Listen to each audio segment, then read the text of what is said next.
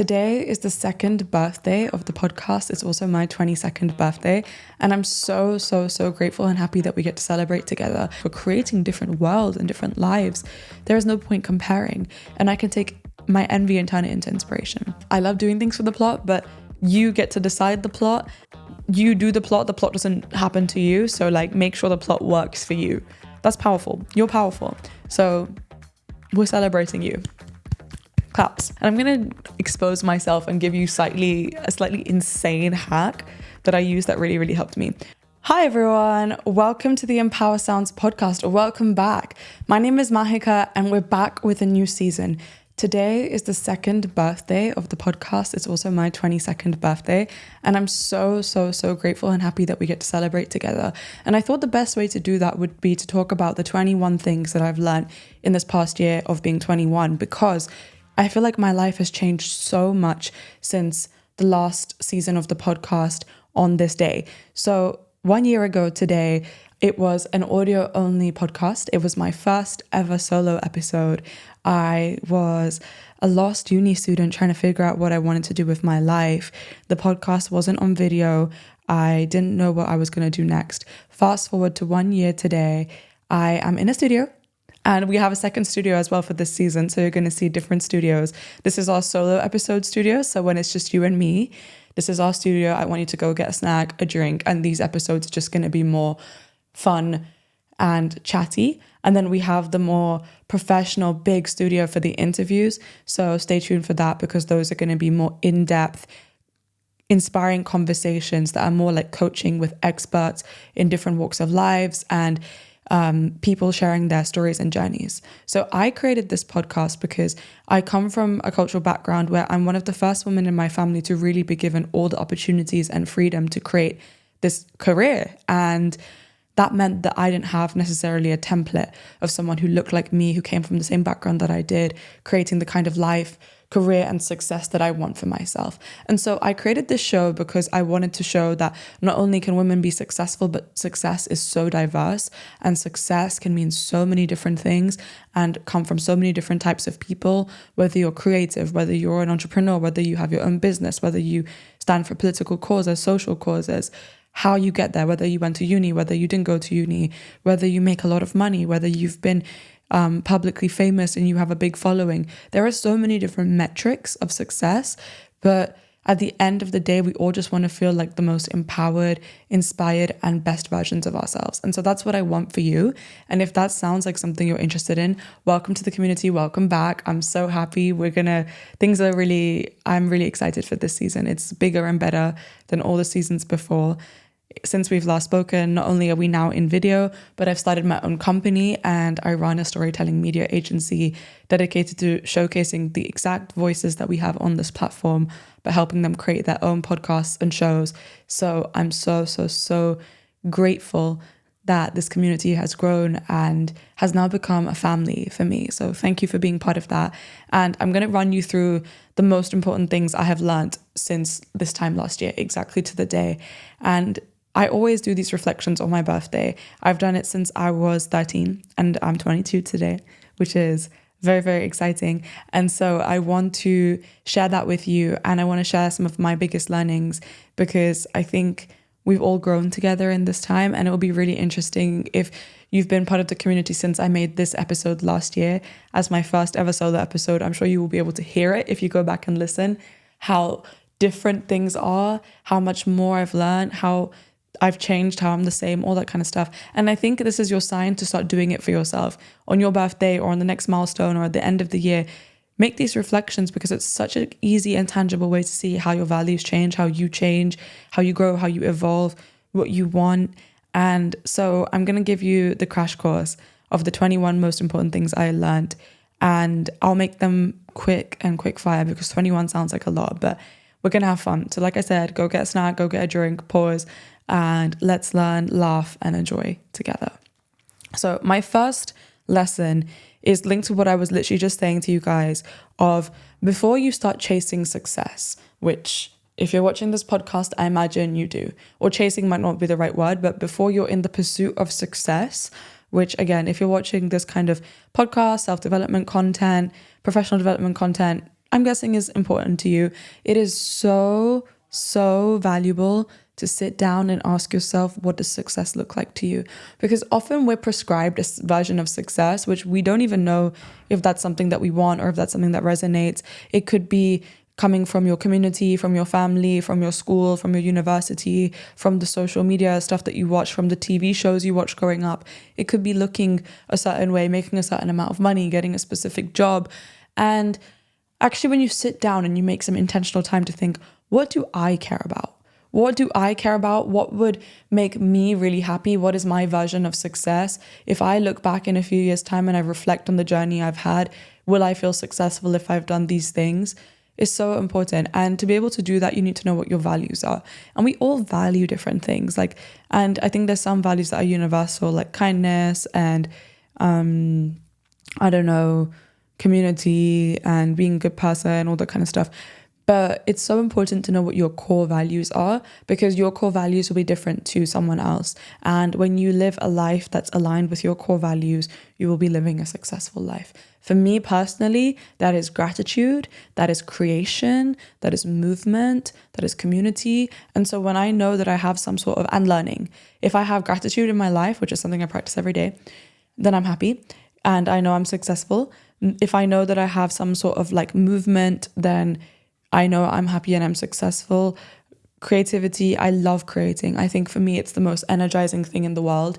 So creativity, also learning, I love to learn. And I'm going to do a whole separate episode on learning to learn and the value of that. And also community, which I have with you guys here.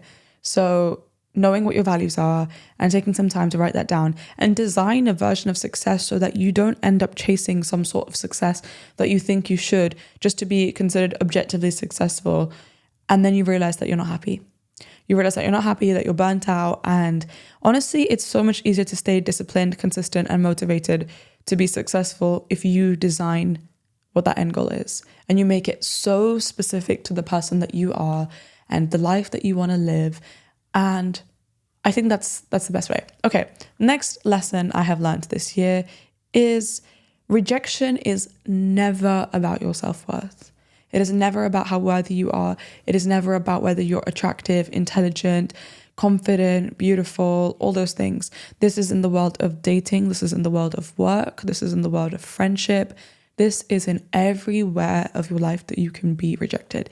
Now that might sound wishy-washy, but in my personal experience, getting rejected from the people, from the jobs, from the opportunities, from the friendships that I have ultimately led to me having the time, space, and energy to something that feels way more aligned to me. So rejection is never about your worth. And they say rejection is redirection, and that's true. But I think rejection is about realignment. So it's not about changing your direction as such, but it's about creating the time, space, energy for you to bring people, things, and opportunities in your life that are more suited to you. And when you start seeing that as an opportunity rather than as a sign of your failure or lack of sense of self-worth, then I promise you doors open up for you so much faster. Since we've last done this episode, since my last birthday, since the podcast turned 1 year old, the big things that I've been rejected from, I got rejected for 100 jobs and internships. I applied all of last summer when I was making this episode this time last year. I was applying to jobs, I was applying to internships. I was trying to create the start of my career that I've spent so many years trying to design and all that kind of stuff. And I kept getting rejected and rejected and rejected. And ultimately, that led to me reflecting and deciding to start my own company. And now, 1 year later, I have a company. I really love it. I am working on building a team that I really like working with. I have clients that I really, really, really care about that are so kind and giving and donate to my fundraiser and check in with me. And I'm part of an incubator and I have friends in the office and I really love it. And all this stuff that I do now and the life that I live that I love would not have happened if I got one of those jobs. Same with relationships and friendships and degrees and everything that you really, really want. Like, I promise you, it's never about your sense of self-worth. Okay, next lesson. So the next thing is nothing is out of your reach. So I think when you do get rejected quite a lot, sometimes you can internalize that and you can be like, oh, maybe I shouldn't apply. Maybe I shouldn't go for this opportunity because I keep getting rejected. And what if I'm not qualified and all this stuff? Nothing is out of your reach. Literally no opportunity is out of your reach. And I think sometimes we shoot ourselves in the foot by being realistic. And it might not be realistic for you right now, for the person that you are right now, but nothing is out of your reach. I promise you that. There is no person, goal, opportunity, relationship, or job that is too big or too good for you. There is nothing in your life that should be put on a pedestal. And if you're putting it on a pedestal, it's because you don't think that you're worthy of it. And that's something that you need to reflect on, of where that came from and how you can disprove that, because nothing is out of your reach. Some things will take more time, more effort, and more baby steps to get to a certain point, but you can literally do anything that you want. I used to think that I was not sporty. I got bullied when I was like in primary school for the way that I looked and for like my body and all that kind of stuff. And I never thought I was a sporty person, but I'm about to run a half marathon, and that might not be a big deal because that's what's trendy and fashionable now. But to me, that was a big deal, and it felt something that was so out of reach. Same with getting a driver's license, because I suffer from really bad anxiety and driving anxiety. That felt like so out of my reach, not out of my reach. Starting my own company at 21, that was hard. I didn't feel like I'd be able to do that. But you just break it down into little steps and you realize that nothing is out of your reach. And if I can do it, you can do it. Because I promise you, I am like, we are the same. We are the same. And there's nothing extraordinary about me apart from the fact that I work hard on changing my beliefs around my worth and my abilities. And I focus on learning and creativity. And it just means that cool things come my way.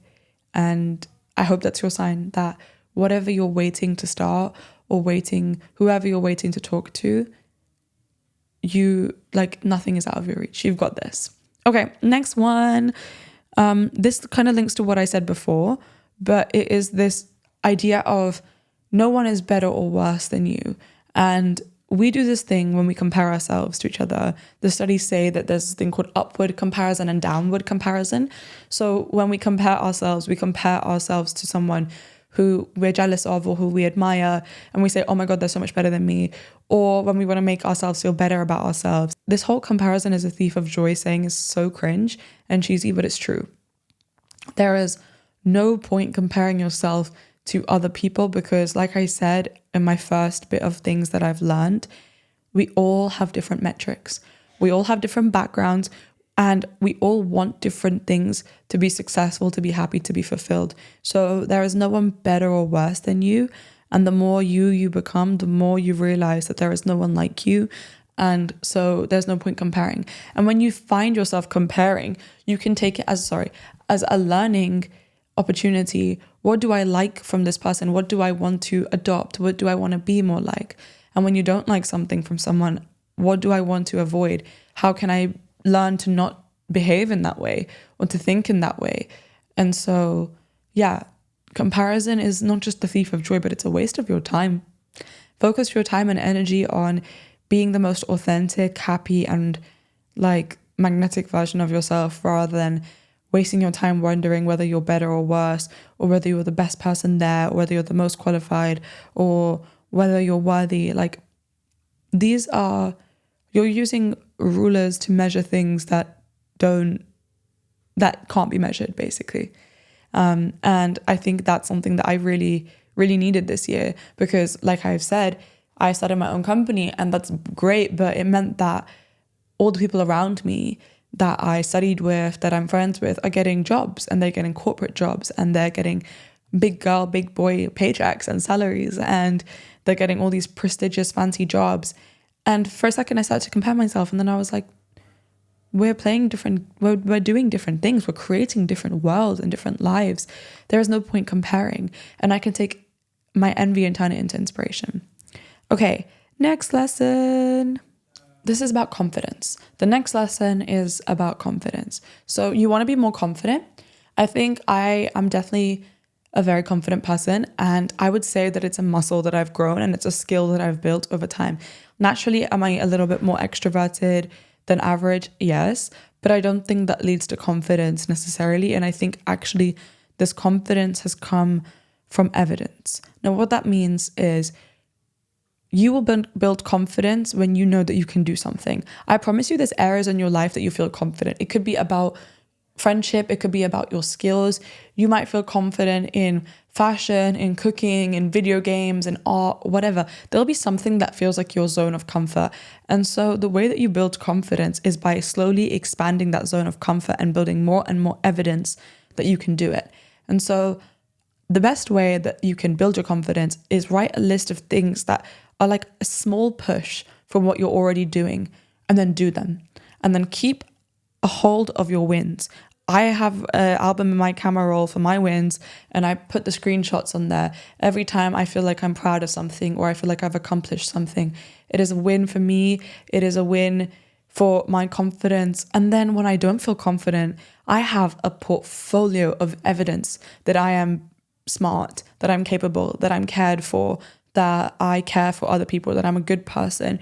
And that evidence doesn't lie, right? And so the more evidence you build, the more confidence you build. And it's something that can't be taken away from you. And when you're more confident, you show other people that they can be confident too, because I think sometimes we live in a culture where self-deprecation is the norm and being mean to ourselves is the norm and judging others is the norm.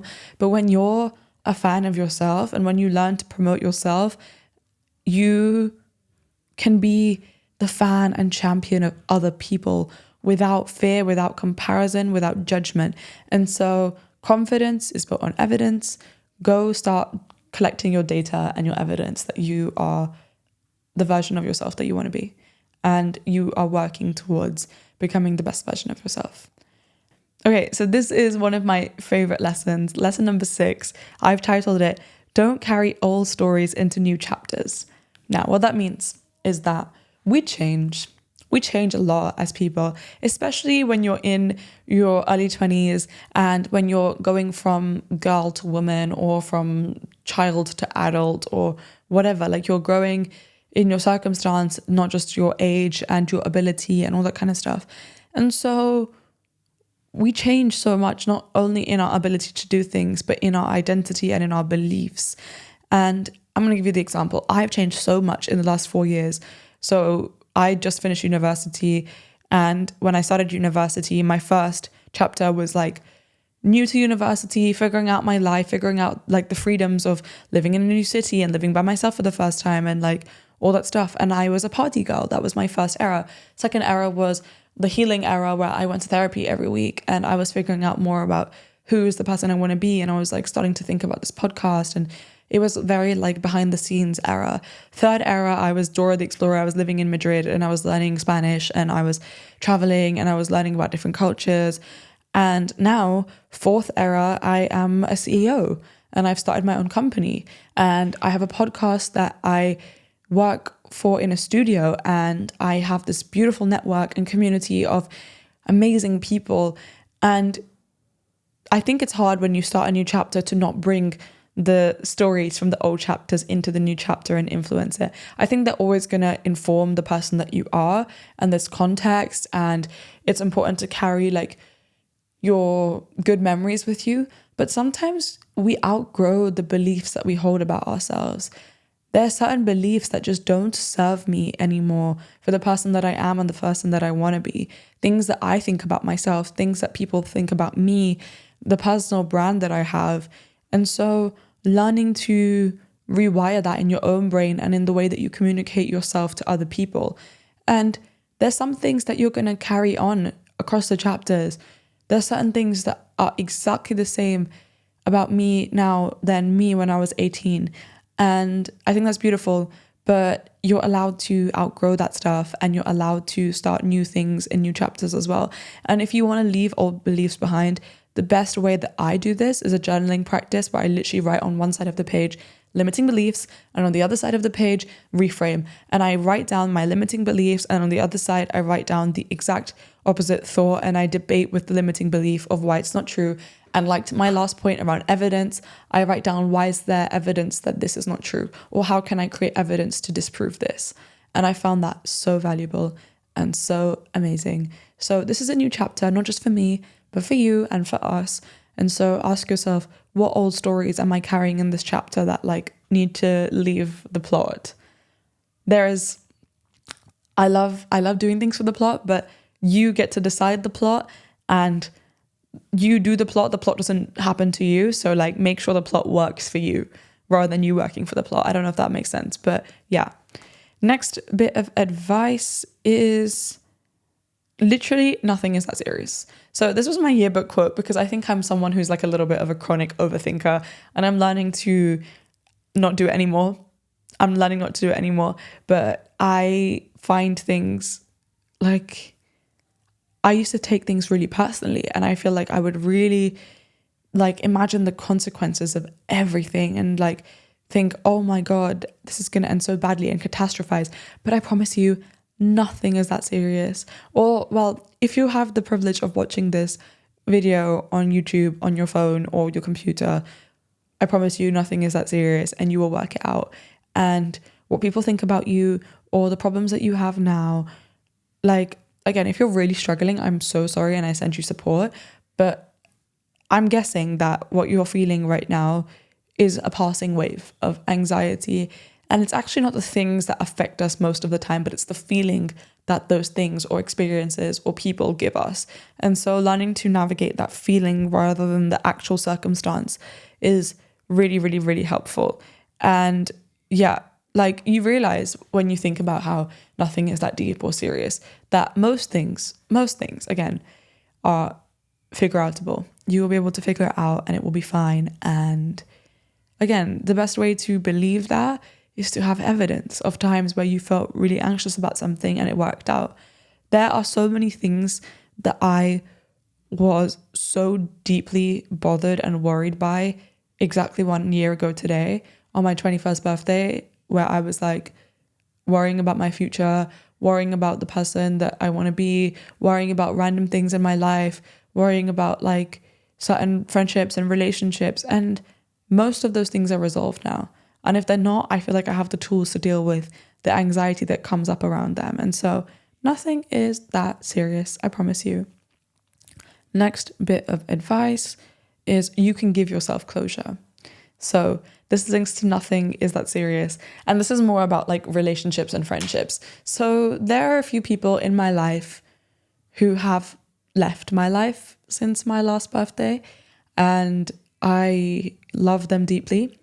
I really care about them, but ultimately we've had conversations and we've decided that we don't want to be in each other's lives anymore, for better or for what, or I mean for better, you know, because maybe we're not the most aligned anymore. And it's really hard when someone is part of your life and they stop being part of your life. If it's your friend, friendship breakups suck. And I've had a few friendship breakups this year. And also like other relationship stuff. You realize that the other person is not the one that's going to give you closure, and you can give yourself closure. And I'm going to expose myself and give you a slightly insane hack that I used that really, really helped me. So I'm big on visualization and meditation. And there was someone who I was very, very, very close with. And we ultimately decided to not be in each other's lives anymore.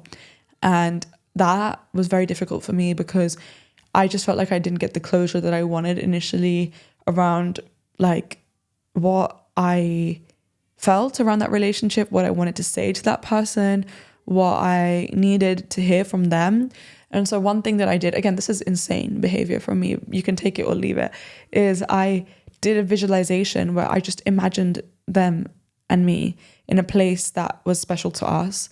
And I imagined the conversation that I would have with them if I didn't have to worry about what they'd think. And I said, I add it all out. All of my bad shit, crazy emotions, I add them out. And I said, this is how I feel. This is how you made me feel. All this stuff. And I did it all in my head. You can have it out loud. You can write a letter. You can do whatever. But I imagined it. I imagined this conversation. And it made me cry a little bit. I'm not going to lie. It's insane how your brain can like do that.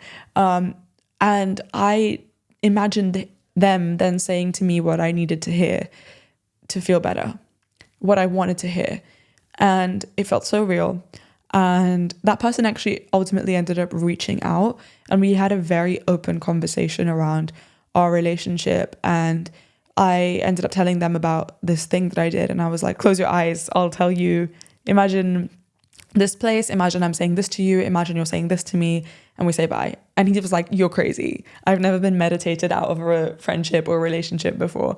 And I was like, yeah, I am a little bit crazy. But it was really beautiful. And it gave me the most closure I've ever had. And I still miss this person many times. But it gave me the closure of knowing that I miss you is not the same as I choose you. I love you is not the same as I choose you. And you get to choose the person that you want to be, but also the people that you surround yourself with. And so when you outgrow someone, again, it doesn't mean that they're bad, but it means that you can't take them into this next chapter of your life. And if they can't give you the closure, you still deserve closure and you can give it to yourself. So you can try my crazy meditation trick. You can try writing a letter. You can try talking it out loud. But sometimes we go to our friends or the group chat and we keep going in a loop and we keep talking about it because we think if we keep talking about it to other people, it will help us get closure. But actually, I think the best way to close that loop is to have that conversation with yourself and ask yourself, what is it that I really want to hear? And if you know what you want to hear, you can tell that to yourself. And it doesn't matter if the other person wants to say it, if they think it, all that closure is at the end of the day is it's for you. And so you can give it to yourself. And this doesn't have to just be for relationships. This can be for work. If you never hear back from an interview or for a position that you applied for, you can give yourself the closure. You can decide the story that you want to tell yourself. I think that we all have this filter in our brain. I mean, our brain processes 74 GB of information every day. That's 16 movies of information. And so we anyways have our biases and filters and delusions to understand the information that we're given. You might as well choose a filter that works for you. And so give yourself closure, write your story, and decide for yourself what people think about you. If they're not telling you, you can make up a story that works for you. Why not? And so that really, really, really helped me and gave me peace and confidence. Next lesson is you are not dumb. You need to just learn to learn. This is something that if I gave a TED talk today, I think this is what I would give my TED talk on, because this is the thing that I believe so strongly about, is that you are not dumb. You just need to learn. Now, I spent so much of my life thinking I'm dumb. I went to a really good school. I was very lucky. And it meant that when I first joined, I did not come from like the prep school background that a lot of the other kids came from. And so I found it very hard. I found the math stuff and the science stuff really difficult, and everyone just seemed to be getting 100% on everything. And I found myself just feeling extremely average and mediocre and dumb and all that stuff. And what people thought was common sense did not feel like common sense to me. It did not feel easy. It did not feel manageable. And so I just internalized the story that I'm dumb. And then the pandemic happened, COVID happened, and I realized that I was teaching myself a lot of the stuff that we need to learn at school for our exams. And I started to get really good grades. And then I decided that I was going to teach myself Spanish. And I had done French in high school for like 6-7 years. I did not learn a single word of French. Again, I thought, I'm bad at languages. I'm not very good at languages. I started to teach myself Spanish and I am fluent now. I have advanced fluency. I have a C1 certificate. I have lived in Madrid. I have done work, internships, friendships, like everything, university, research in Spanish. And it's a huge part of my life now. And I left school with really good grades. I ended up getting 100% on my economics A-level exam. I ended up going to one of the best universities in the world and in the UK. And I realized I'm not dumb. I just didn't know how to learn in a way that works for me. And the way the school system teaches stuff just didn't work for my neurodivergent brain. And so taking the time to learn how to learn before learning stuff really, really, really helped me. And now I know how to learn in a way that works for me. I learn new things every day. I learn how to make my business better, how to make my podcast better, how to be a better communicator, how to learn languages. I'm now using the methods that I taught myself to learn Spanish to teach myself Portuguese. And it's been 20 days and I have learned so much. I was having a conversation with someone that I work with and they were like, wow, that's so cool. You can have a proper conversation. And I was like, yeah, because I've learned in a way that works for me and I feel smart now. And I think, again, smartness is so subjective because what you think is smart will be different to what other people think are smart. But you get to decide what type of smart you want to be, and you get to be as smart as you decide that you want to be by teaching yourself how to learn and what you want to learn. And I'm going to make a whole dedicated podcast episode on learning to learn, because like I said, it is something I feel so passionate about, and that's going to come out this season. So stay tuned for that, because I want everyone that watches this video to feel like they're smart and they feel like they can teach themselves anything, because learning to learn empowers you with the ability to upskill yourself in every area of your life. So yes, thank you for listening to my TED Talk. On to the next bit of advice or lessons that I have learned in this past year. Number 10, I feel like we have to embrace that our life comes in seasons. This is one of the most also important things that I've learned this year, because I came back. I lived in Spain. So when I recorded this episode this time last year, I was just moving back from Spain, and it's always sunny in Spain. Well, not always, but it's mostly always sunny in Spain. And then I moved back to the UK, and I was dealing with like the seasons of the weather and seasonal depression and all that kind of stuff. And I was like, I hate the weather here. And I feel like that reflected my life, because I saw that there were seasons of my life where I was really like go-getting, and I was doing all these things, and I was running a podcast, running a company, finishing uni, writing my dissertation, going to the gym 4 times a week, training for a half marathon, socializing, meal prepping. And then there were seasons of my life where I literally just like would wake up and then just make a post or watch something, and that would just be like the energy that I had. And I was like, why is this happening? Why is this happening? Or recently, I moved back to my hometown temporarily to help my family, because my mum went through a procedure. And so we all like together were taking care of her and nursing her. But it meant that I wasn't living in London, which is a very fast-paced city. I moved back to my village, and it is a much slower pace of life. And that was really scary, because I was like, oh my God, like, I don't know how to do this season. But I think there's so much beauty in having different seasons of our life and enjoying the different paces of life. And you might be in a really fast pace season of your life, and you're going to need a slower pace season coming soon to be able to not feel burnt out. And so enjoy the season that you're in. And I think actually when we take a little bit more agency in deciding that we're in a new season, it makes it more fun. When something happens in life and you have to slow down, you have to speed up for whatever reason, if you decide to design it and make it a new season of your life and say, okay, let's imagine you're a Netflix show director. What is this season going to bring? How is the character going to behave? What are they going to do? How are we going to make it fun for them? It really, really helps. And so I'm now in this new season of my life. It's summer. I'm enjoying a little bit more with my family. I'm celebrating with the people I love. And I'm enjoying taking things a little bit slow, because I feel like I've been running for so long. And I'm slowly growing my community and my company. And I imagine things are going to speed up soon as well. But enjoy the season of your life and know that there's going to be different seasons. And if you're not happy with the season you're in, you can change that.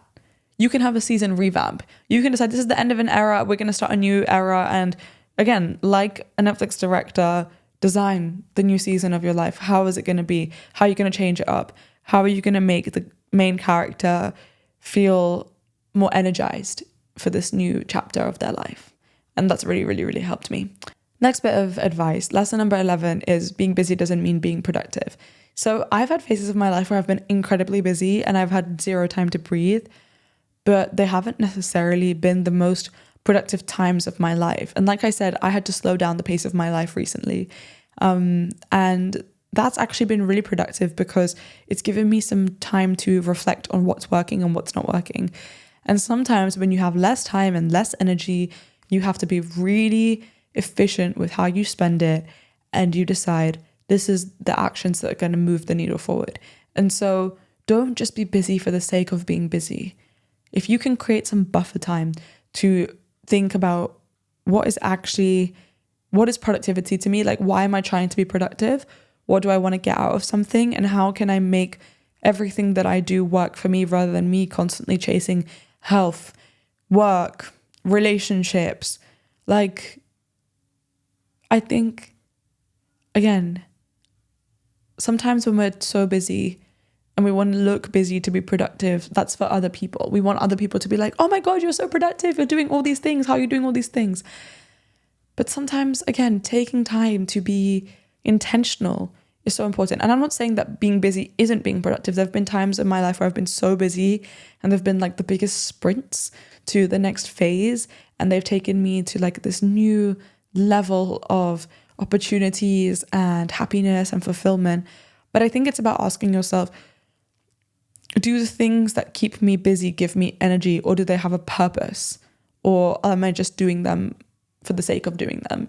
And so I do this thing called an energy audit, where I sit down every Sunday and I write down things that are giving me energy, things that are taking my energy, and neutral. And it's not about good, it's not about bad. It's just about understanding, what do I have the capacity for right now? And so that's really helped me be busy in a way that really feels productive and fulfilling. And when I have less time, I know what are my energy giving things. How can I design my life so that I have more time to do things that matter to me and can make me feel more fulfilled, more productive, and more good. So if you feel like you're really busy, but you're really overwhelmed and you feel like nothing is working out for you, take a break, take a pause, and do an energy audit and decide, why do I want to be productive? What am I trying to change? What am I trying to create? And if I could only do one thing, how could I do that one thing to make it better? And then one thing can turn into 2 things, 3 things. But sometimes when we're scatterbrained, nothing is working because we're just putting half effort into everything. And I find that really hard because I'm multi-passionate and I don't believe that you should just do one thing with the rest of your life. Like, I love having so many different hobbies, but there's seasons of my life where I just don't have time to do all my different hobbies. And so I think it's about having a tier system in your brain of, this is my top tier stuff, this is my second tier stuff, this is my third tier stuff, and so on and so forth. So if you're really busy but you feel bad, maybe it's not the best use of your time. Number 12. Okay. Number 12 is, I need you to stop being nonchalant. If you are naturally not nonchalant and mysterious, stop trying to be nonchalant. You're not nonchalant. I'm not nonchalant. I'm not mysterious. I think privacy is very important, and it's important to know what's private to you and what are your boundaries, and you don't have to share everything about you. But if you are someone who is passionate and cares about things, stop trying to be cool, because I promise you, the coolest thing is just being passionate and just being authentic. And if you are the kind of person that likes to express your passion for different things very verbally and openly, do that. I am not a nonchalant person. I have a little brother and I think he's definitely a lot more nonchalant, cool, calm, and collected than me. I'm not that person. And I spent years trying to be the cool girl, the fun girl, the one who's not bothered. I am bothered. I care about a lot of things and I care a lot. And so trying to be nonchalant is just inauthentic to me. And I think the more you openly care about the things you care about, the more you realize that you don't care about everything equally, and you actually do become more nonchalant conversely, because you know that like the stuff that you really, really, really care about, you talk about openly, you express, you share. The stuff you don't care about, who cares, right? And I think the more you become, the more you bring opportunities to you. And so if the most authentic version of you, and I'm speaking about this because like I said, I'm not nonchalant, but if you are naturally nonchalant, you don't have to be super extroverted and outgoing and expressive in the way that I am, or in the way that someone in your life might be. But just, I'm telling you, this is just for a younger version of myself. Stop trying to be nonchalant, because you're not. And it's just not helpful to you. It's not coming across in the most authentic way. And yeah, like, just focus on talking about the things that you care about and creating a community of people that care about those things with you, so that you can be your most chalant version of yourself and be happy. Okay, next thing is how to have interesting conversations with everyone. So I think we ask ourselves, what do we have in common with the person when we try and have an interesting conversation with someone? When we meet someone new, we're like, oh, here are our mutual friends. Here are our mutual topics. I also studied this. I also did this. And that's a good way of having a conversation. But I think a more fun way of having a conversation, a more interesting way of having a conversation, is asking yourself, how can I learn from the person? And you can learn something from every single person that you meet. You can learn about their cultural background, their work, their hobbies, their passions. There will be some specific knowledge that they have that you don't have that you can learn from. And I think that's a way more rewarding thing. And when you get someone talking about something that they're passionate about, it's way, way, way, way more interesting and fun. So rather than asking yourself, what do I have in common? Ask yourself, how can I learn from this person? And I found that really, really helpful and rewarding. Number 14 is, if you want to stop caring about what people think about you, you have to stop asking. And I think this was one of the lessons that I shared last year as well, but it's something that I really have practiced in the year since. Since last year, again, have grown the podcast, have started my own company, have finished university, have spent a lot more time alone, have left a lot of relationships. And I think in the past, I was definitely way more of a people pleaser, and I just wanted people to accept me and like me. And there's nothing wrong with that. I think that's natural. But if you want to stop caring what people think about you, you have to stop asking. You have to learn to self-validate. And learning to self-validate is one of the most rewarding and important things you'll ever do. But again, it's about building that evidence that you are worthy and that you can trust yourself and you can trust your opinions. And so, yeah, learn to self-validate. And if you want more on that, I can make a whole separate episode, but let me know if that's something you're interested in. Number 15 is linked to this. And it's that if you're doing something of consequence, people are going to talk about you. People are going to talk about you. And so don't take it as a sign of failure. Don't take it as a sign of discouragement, but actually think about anyone that you admire. Artists, creatives, founders, they are polarizing. They have fans, but they also have haters. And I'm not saying that you should be happy that you have haters, because again, that can have real life consequences to your safety and to your mental health and whatever. But again, don't take it personally, because no one who is doing better than you or is content with their life or is busy to be focusing on themselves and their goals are going to be talking badly about you. And so if someone is talking badly about you, it is because they have the time to. They feel like, again, all judgment comes from internal, like something internal. So whatever judgment that they're projecting onto you is something that they judge themselves about. And so, or they judge someone in their lives about. And so it's not personal. And if you're doing something important or of consequence, people are going to judge you. I got my first hate TikTok made about me since this time last year. And it was actually from someone that I went to school with, someone that I didn't know very well, and someone that I was never super close with. And she made a TikTok about me that was quite horrible, actually. And initially, for about 10 seconds, it really hurt my feelings, because I was like, ooh, like, that's really sad. But then me and my friends, we went and got some cake and we got coffee and we celebrated the fact that, like, again, I am creating something that people are talking about. And like, again, no one would hate on you if they're actually happy with their life. And so, like, I think about hate. I don't hate anyone. I genuinely don't hate anyone. There's people that I don't agree with for their behavior, for their actions, but I don't hate them. And so, like, again, if you're happy with your life, you're not going to hate on people. And if someone is hating on you, then it's not a reflection on you. And so, yeah, like, as the pop stars say, none of your business. If it's behind your back, it's none of your business. It's behind you for a reason. Okay, next one is learning how to be non-reactive. Okay, so this links to what I was just saying. Learning to be non-reactive is a superpower. Not everyone is owed your reaction. Not everyone is owed a response. And you don't have the time, energy to be responding and reacting to everyone. Especially, again, if you're doing something of consequence. People are going to give you their opinions. People are going to say things about you. You don't have to react and respond. This is not always about what people think about you. This is also to people's messages or people's requests or whatever. Sometimes it's better to just take a pause and just wait and regulate yourself emotionally, because reacting from an emotional place is usually never the solution. And it means that you can react out of proportion or in a way that doesn't reflect you in the best light. And so I'm going to give you the example of what I just said about this hate TikTok that was made about me. My initial instinct was to comment like something and be like, oh, this is like a bad color on you, or like, this is just like really ironic or whatever. But then I just left it and I was like, I'm not going to say anything. And my friends were like, oh, should we say something? Like, this is cyberbullying, like all this stuff. And I was like, no, just leave it. And after a few minutes, I was like, I don't want to respond to this. I don't want to dignify this by responding to this.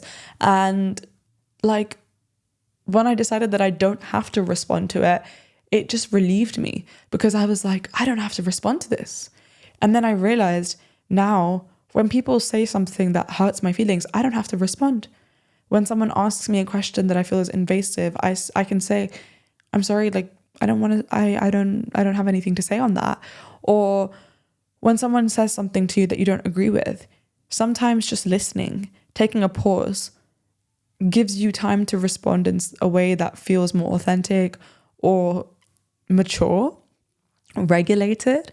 And learning to regulate your nervous system and your emotions is one of the most powerful things that you can ever do for yourself and for your relationships. And so, yeah, if you feel like you need to react to something, or if you feel reacting to something, just pause. Literally just count to 10. I know that's something that your mum would say, but your mum is right. And so, yeah, not everyone is owed a response or a reaction, and you don't have to respond. You don't have to respond at all. And that has been something that's really like helped me. So I hope it helps you too. Next bit of advice is, there is a difference between being insecure and having insecurities. Okay, so this is something that has, again, really resurfaced for me in this last year, because my podcast is now in video. And so it means I see myself all the time. And I think as women, with the beauty standards that we're dealt with, as people, forget women, there's just so much bombardment of how our bodies are meant to look, how our skin is meant to look, how our hair is meant to look, how our faces are meant to look. And so we judge ourselves and we watch ourselves from the third person perspective, and we criticize ourselves. And I think there was a time where I just felt so insecure, and I didn't want to go into video because I didn't want to be judged for the way that I looked. I didn't want people to tell me that I looked ugly. I didn't want to think that I look ugly. I didn't want any of that. And then I realized that the way that I look is not the most important thing about me. First of all, I don't want it to stop me from sharing my messages and sharing the messages of other people and creating this platform and community that I care about so much. And two, being insecure and having insecurities are two different things. Being insecure is when you let it stop you from living a version of your life that you want to. Having insecurities is normal, it's natural, and it's low-key programmed into us by the media that we consume, by all that kind of stuff. And so it's okay. And having insecurities is not a bad thing, because sometimes it can show you what you want to work on, what you want to grow on. But being insecure and letting it stop you from starting that project, going on that date, starting that friendship, going and pitching on a stage, recording a video, applying for a job, whatever it is, that's when it becomes something that's harmful to you. And so my sign is feel the insecurity and do it anyways. Today I'm recording this episode. I have acne. I feel like, today I actually feel pretty cute, but like there's some days where I've recorded this podcast where I've like been like, oof, I feel bloated, I don't feel good, I don't feel pretty, all this stuff. And then I realized like the fact that I'm doing this whilst not feeling 100% is powerful. I am powerful. And again, there are days where we look better than normal. There are days where we don't look good, like as good as normal, especially if you are like on a 28-day, 30-day menstrual cycle. If you have a luteal phase, you are going to have days where you don't feel and look your best, and that's okay. And normalizing that is fine. You don't have to. Self-love is not about eradicating all of your insecurities miraculously. It's not about never feeling insecure ever again. It's about not letting your insecurities drive and dictate your life. And so are you going to do that thing while still having the insecurity? If so, you're miles ahead of so many people, and you're miles ahead, and you're creating your dream life for yourself whilst feeling the fear or the insecurity. And again, that's powerful. You're powerful. So we're celebrating you. Claps. Number 18 is the friendships and theatre theory. So I was thinking about this because my life has changed a lot since last year, and there is a lot of people in my life that I really, really care about that I don't have as much time to see, just because it's very time consuming, running a company and doing all these things. And also just because of life circumstances, we might live in different cities now, we might be doing different things, they might have a job, all that kind of stuff. And initially I felt guilty around that. But I want you to think about it. Like, also when we become adults, we just have less time to have social time. And because we don't have the structures of university and school and all that kind of stuff, we see less people. And so we have less friends, I guess, most of the time. But I think there's so much value in still like nurturing that wider community. And the way I think about it now is like a theater. So I have the people in my life who have front row seats to my life. They're the ones who get the regular messages from me, who kind of know the things that are happening in my life as they happen. And those will be the people that I spend more time with. And there are people in my life who are in the front row, who have been in the front row since the last 10 years, my family, my close friends from high school, all that kind of stuff. And then there's people who have been in the front row who don't sit in the front row anymore, because being in the front row takes a lot of time and energy, not just for me, but for the people who are sitting in it. Because, for example, the front row people in my life, every milestone that they have, I'm sending them flowers. Every time they deal with something that's difficult, I'm calling them. You can't do that for every single person in your life. Like, realistically, there's not enough time, money, and energy. And so it's an exchange, right? And so just because someone's not in the front row anymore doesn't mean that they're not welcome to the theater, doesn't mean that they can't access you or your life, doesn't mean that they're not rooting for you, doesn't mean that they're not watching, doesn't mean that they don't care. And it's the same for you. Just because you're not in the front row of someone's life anymore doesn't mean that you don't care about them, doesn't mean that you don't think that they're a good person. And these rows, they're not ticketed, they're not static, and they're not like, you can move seats, you can change the order, and you can decide where you want to sit in other people's lives and where you want other people to sit in your life. And if you do the energy audit, it's really helpful to understand where you want someone in your life, how much you want to share with them, how much you want to give, how much you want to take. And that's allowed to change. And you can still love all of the people. All the people in my theater, I love them. I love them. Right now, I'm not able to give them equal amounts of time and energy and time to meet, time to talk, but I love them all and I'm rooting for them all. And I know it's the same for everyone who is in my theater. And so I'm in theirs. And I know it's the same for everyone who I'm in their theater. I know it's exactly the same. And there are people who are allowed to leave your theater as well. And that doesn't mean that they're kicked out. It doesn't have to be dramatic. It just means that they're not watching the show anymore. And I think that's a really, really interesting way to think about it. And it's really helped me deal with the guilt of not being able to dedicate the same amount of time and energy to people that I love and relationships that I care about, and not being able to get like a weekly coffee or regularly hang out with all of the people that I love. It doesn't mean that I don't love them. And it's the same, like if you're watching this, if you feel that guilt, it's normal, it's natural, it's part of growing up. And just think of it like the theater. And just make sure that you're really nurturing that front row of your life, because when you have the bad days, those are the people who you're going to call on to support you. And you need to make sure that you are in their front row too. How can you give back to them? How can you make them feel loved, appreciated, seen, supported?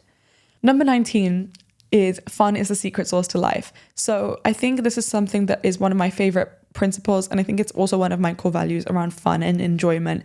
I think that there is no point doing something if it makes you miserable for a sustained period of time. One of my guests on this podcast is Sharina, and Sharina said something that really stayed with me. And she was like, if you're doing something 5 consecutive days in a row and you hate it, maybe it's not the right thing for you.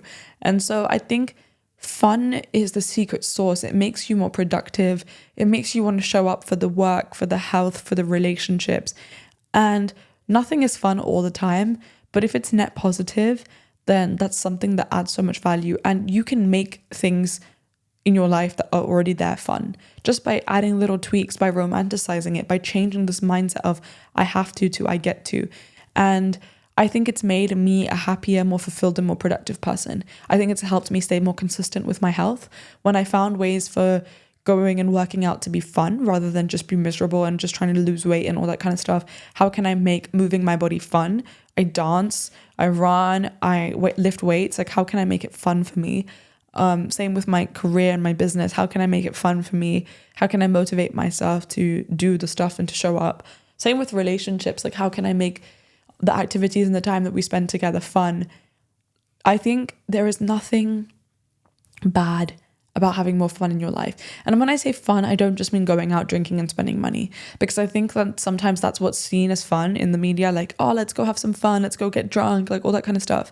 I'm doing a dry year this year. I'm not drinking any alcohol for 1 year, and that is a challenge I set myself to learn how to create joy and socializing and energy from things that aren't just going out. And it's been so fun because I've created new hobbies. I've seen the relationships that I can have fun with, the friends that I can have fun with without alcohol in the equation, without having to spend money. And it's been so rewarding. And so go have more fun. I promise you. And fun for you could be different for fun for me. So go and find out what is enjoyable for you. It doesn't have to be what everyone else thinks is enjoyable. Like I said, I realized that maybe going out and drinking is not the thing that I find the most fun. And so I now make time for things that I find more fun and fulfilling.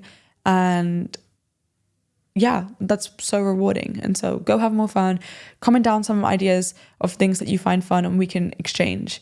Right now, something that I'm finding really fun is dancing. I am a salsa dancer, so I love going out and dancing and meeting new people and all that kind of stuff. So what do you do for fun? Comment down below. I will try out some of the hobbies. Okay, we're wrapping up slowly. This is 20, second last. And we're getting to the end. Thank you for staying with me.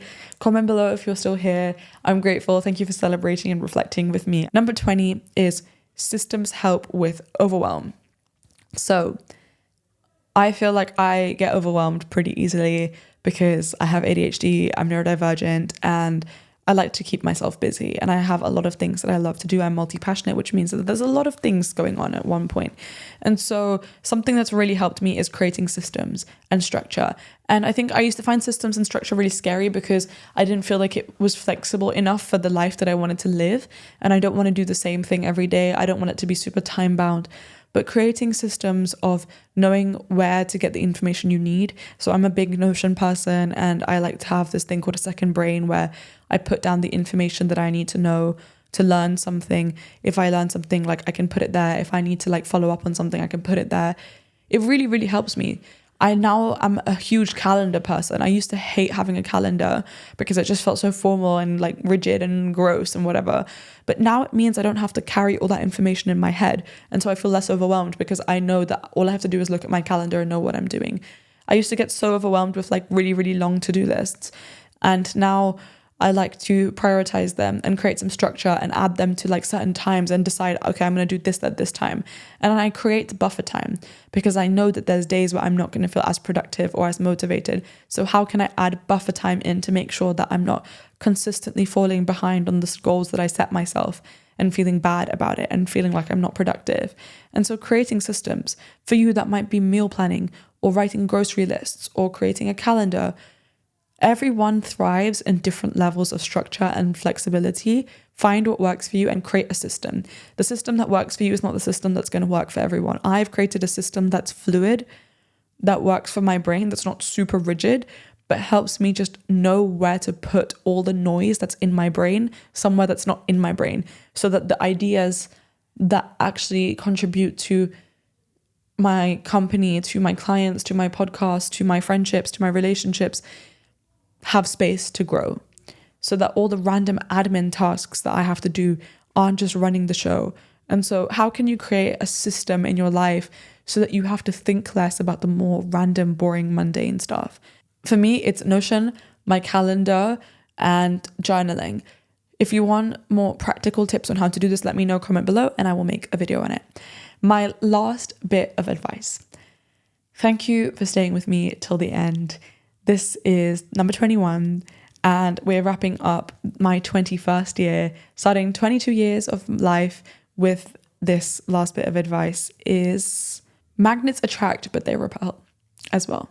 So I think this is the year that I have become the most me. I think I spent a lot of time last year trying to figure out who I was and what I wanted to do and the person I wanted to be. And this year has been learning how to implement that knowledge without fear of what people will think and without fear of what that will do and how that will change my life. Like I said, I've lost friends in the last year. I've gained friends. I've lost relationships. I have gained skills. I have had people say things about me. And I've also just met some of the best people I've ever met in my life this year. I've had some of the best opportunities. I've been able to pitch my company at Google. I've been able to pitch my company to Chanel. I've won some money. I've launched this thing. I've interviewed some of the most impressive, incredible people. I've finished university. I have just met, like, I've had some of the biggest pinch me, what the hell is happening moments. And I now have these people in my life, these girly pop friends, or not just women, like all the people in my life are tens to me. They are intelligent, they are ambitious, they are pursuing things that they really care about, and they give me permission to do the same, and I am so grateful for them. But to be able to attract those people in my life, I also have to be bold enough to be me and to repel the people who aren't the right fit. Since I've become more me, I became really scared that I'm so oddly specific that no one is going to understand me, and I'm so weird and I'm so out there. But the weirder that I have become, the more I've attracted weirdos who are more aligned and more authentic to the person I am. And so if you want to be magnetic, that is totally a choice that you will have, and that is something that you can be. And you will magnetize opportunities, people, circumstances to you, but you are also going to repel people. People are going to be like, why are you doing the most?